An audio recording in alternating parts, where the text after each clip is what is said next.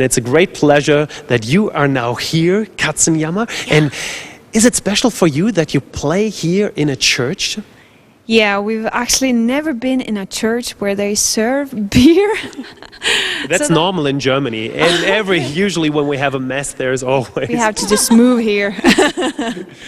What was your first impression when you arrived this afternoon and when you came into this church?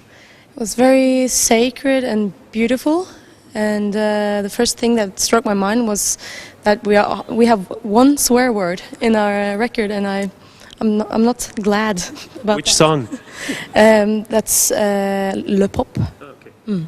So your album is named the same, Le Yes. Pop. Good. So it's the beginning of your tour. You really will be on tour for the next weeks, for the next month. And last night you played in Bielefeld in Germany, which was the kick-off of your tour. And what's it like when you know that you will be on the road for such a long time now? How do you feel about that? I feel great about it because we get to do what we love the most and get paid for doing it. It's about just about setting your mind into being on the road, and while you're there, it's okay. And when you're going home, that's okay too. So. I guess a lot of people have the impression when 4 girls are in one tour bus, there will be, I don't know, maybe also tension, a lot of laughter. What's that like when you are together on tour? Tell me a little bit about the atmosphere in your tour bus. Yeah, you would love to know. No, it's it's a lot of laughter. That's true. It's a lot of chocolates. Once a month, we are very synchronized. Synchronized? Yes, I don't say once a month. 1 week, every month. Oh, okay. And then everyone is very tired. But not tonight, hopefully. Nope. So are men allowed in the tour bus? I know that your road manager, your tour manager, that he is a guy, but are there just women around? Yeah, strictly forbidden with guys. Strictly forbidden. Only the tour manager and the sound engineer. That's the only, and the driver, of course. But he always sleeps when we were up, so it's okay. But 2009 was a very special and successful year for you. You played in the US, you played the South by Southwest Festival. David Byrne invited you to his festival, and you were the supporting act of Keen. What will be the most special thing in 2010? What are you looking forward besides this gig tonight here? I really do look forward to Lilith Fair. It's a festival, a week festival, touring around with people like Emmylou Harris, Nora Jones, Erykah Badu. Sheryl Crow. So this will be also happening in the US, so you will be touring a lot in the US. How did you manage it to really get so successful also in the US? That was, well, I don't know how we got so successful, but we started off playing at South by Southwest in the street. You were not invited, so you just brought your instruments and you were playing there? Well, we had one gig. We thought we had one gig, and we were going for that. But we played every day in the street, acoustic, with no money, and just played. And people were crowding around us, and everybody went to our concert. And then we got more concerts, and then National Geographic came along and invited us to play on their scene, on their stage. I mean, and a couple of people saw us and invited us to Bonnaroo Festival. And so on. It just expanded after that. Yeah, because also this year your album will be also released in the US, and you have no major company. Is that easier, or how would you describe really also the development of the band, of your situation?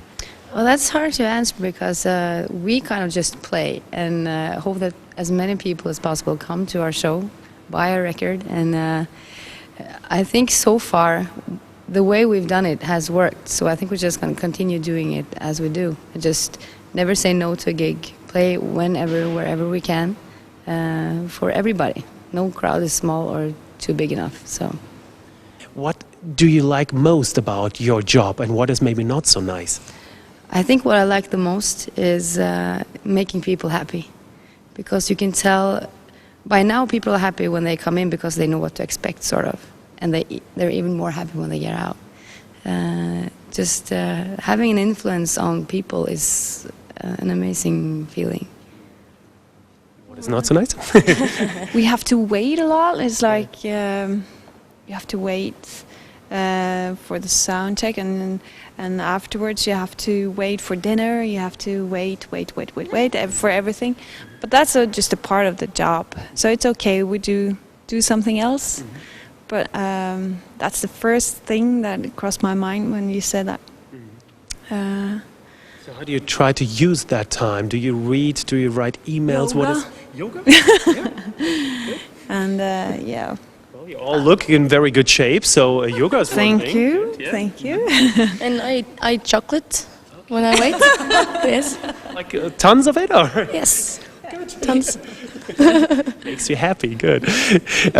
You started your band in 2005, and can you tell me a little bit about the development also of your sound? Because when I read through your booklet of your recent album, of your debut album, most of the songs were written by Mats Rubo, that's him. And how did he create your sound, or was it you, or was it a mixture? Can you explain? We created our sound, definitely. He came with the core of a song, like played a guitar and sang a melody. And you can do tons of things just with a melody. So we arranged everything and made our special sound. We didn't do it on purpose, and we didn't have any restrictions. So we just played around with whatever instruments we thought would be suitable for that song. And yeah, with no restrictions, you end up with 50 instruments. And you switch these instruments all the time. Why are you doing this? Because it's fun. It wasn't on purpose to begin with. It was more like, hey, we need a banjo. Okay, I'll play the banjo. And hey, I want to learn how to play the bass. And then we just started off by having fun. And we figured that it's such an important part of our vitality as a band, because as a regular band you might get tired of standing on the same position. I don't know, but you might. But we don't ever get tired of playing shows because, hey, I'm going to play the accordion. Oh, next one is the glockenspiel. So it keeps our energy up, I think. From 2005 now to 2010, just 5 years. I mean, it probably, I don't know how for you, but it really passes by like nothing. How did this band really develop and your success? Can you realize that you will tour now the whole world? We are, yeah. we are touring, over in the States and Europe. So for us, that's the whole world. And we did Russia as well. So no, for me it came like vad heter det för något? I can't find the word. But Norwegian sounds great for us as well. I don't understand it, and most of us don't. Surprise! It came as a surprise to me that we are able to tour all around the world, actually. But I think the reason that we are able to do that is because we have so many different genres and folk music from all the corners in the world. So something in our music touches some place in the world, and everybody can relate somehow to our music. So that's probably why we can do this, and to spread some joy. Well, thank you very much for your time that you play here at the Kulturkirche in Köln-Nippes. Yes.